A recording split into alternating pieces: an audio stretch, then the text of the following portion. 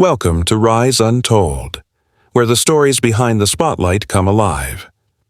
Behind the polished image of a queen who ruled longer than any monarch in British history. Behind the iconic wave from palace balconies. Behind the carefully chosen words of Christmas broadcasts.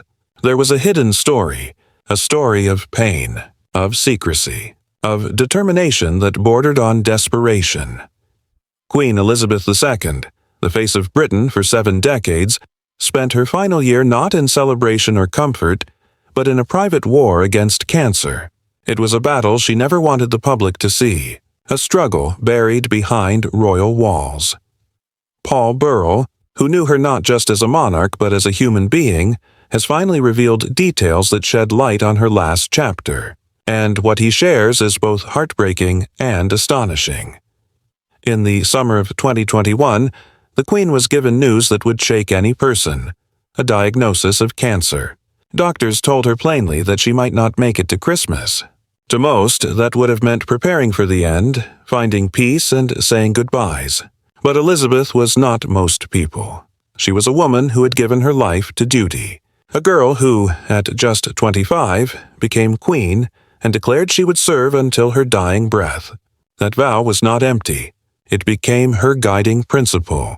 Even in the shadow of death, she would not break it. Her response to her doctors was not fear. It was determination. "Well, that's a shame," she said softly, "because next year is my Platinum Jubilee year, and I'd quite like to see that. Can you keep me alive for that?" It was a plea that summed up her entire reign. Not for herself, but for the role she represented. She wasn't asking for a miracle. She was asking for more time to serve. What followed was a grueling, painful period of treatments. She endured blood transfusions that left her weak and weary. Her body resisted, but her spirit pushed on. Each day was a test of will. Each procedure, another small victory in her race against time, and still she carried on as queen. She signed documents. She met with prime ministers. She kept up appearances, even when those closest to her could see the decline. Burrell recalls how the palace routines she had followed religiously for decades began to unravel. The Queen was a woman of order. Lunch at 1, tea at 5, dinner at precisely 8:15. Her life was measured by rituals, traditions, and consistency. But cancer stripped that away. She no longer walked to the dining room. Meals were brought to her quarters, where she ate sparingly. Her appetite faded. The dresses that once fit her perfectly began to hang loosely from her frame. The Queen, who had stood tall through wars, family scandals, and national tragedies, was now fading in silence, and yet she refused to surrender her crown early. Royal commentators have noted that her greatest fear was the idea of a regency. The thought of her son Charles taking over while she was still alive unsettled her deeply. She had promised to serve all the days of my life, and for her that meant exactly that, and so she pushed on. When her Platinum Jubilee finally arrived in June 2022, the world saw her on the balcony of Buckingham Palace. To the crowd, she looked radiant, smiling gently as she waved to her people. The cheers echoed across London, a celebration of 70 years on the throne. But what the crowds didn't see was the pain behind the smile, the struggle it had taken just to stand there. For Elizabeth, that moment was not just ceremony. It was victory. She had outlived the prediction. She had held on long enough to fulfill her wish. Burrell, who had served her as a young footman and later worked closely with Princess Diana, saw her decline with a heavy heart. He described how shocking it was to witness a woman so defined by strength become so frail. Her body was failing, but her mind remained sharp, her spirit unwavering. She lived out her last months largely in seclusion. Windsor Castle became her quiet refuge, away from the eyes of the public. She spent time with family, but even then she kept her suffering private. Very few were allowed to see her in those final moments of weakness. In September 2022, when the news broke that the Queen had died at Balmoral, the world entered mourning.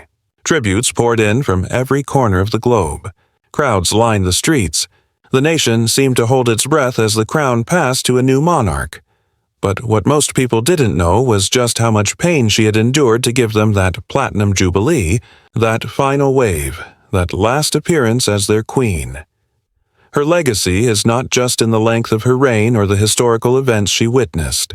It lies in her final act of devotion, clinging to life, through agony, through loneliness, through the quiet terror of fading away, just to fulfill her promise to the people she had sworn to serve. The Queen's story in her last year was not about palaces, jewels, or ceremony. It was about grit, about a woman who hid her suffering so the world would see only her strength. And maybe that is what makes her final chapter so unforgettable. Because even as her body failed, even as she whispered her desperate plea to doctors to keep her alive, she carried herself with dignity. She never let go of the crown, not until death itself forced her hand. Her life was long. Her reign was historic.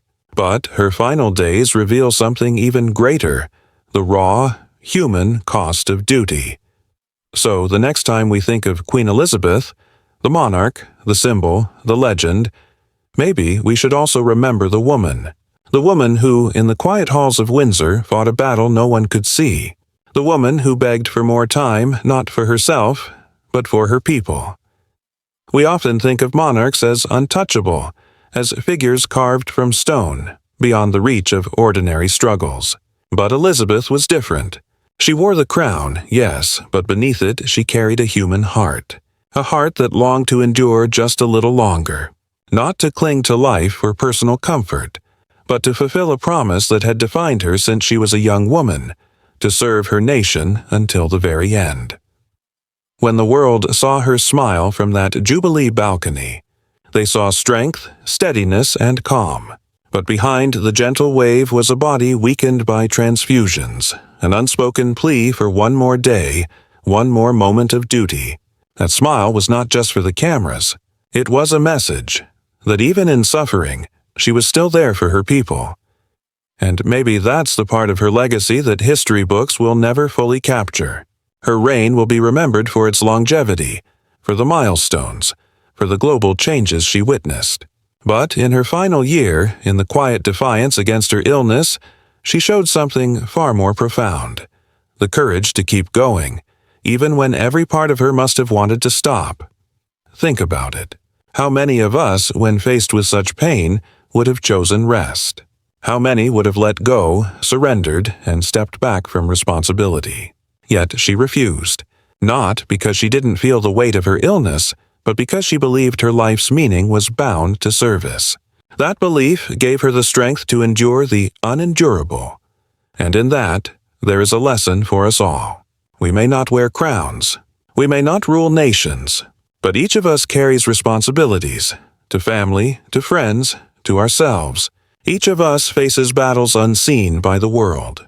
And sometimes those battles feel impossible to fight. But if a woman in her 90s, frail, sick, and dying, could rise each day and choose duty over despair, then maybe we too can find the strength to keep going, to stand back up even when life knocks us down, to push forward even when the path ahead feels unbearable.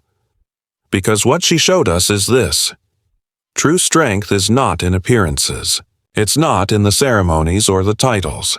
It's in the quiet moments when no one is watching, when you keep fighting for what matters most. So, when you think of Queen Elizabeth, don't just remember the monarch, the symbol, the legend.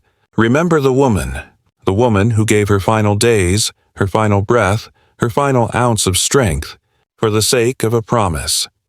And if she could endure that, the pain, the loneliness, the silent suffering, and still rise each day to carry her duty, maybe we too can find the courage to carry ours. If she could do it, maybe you can too.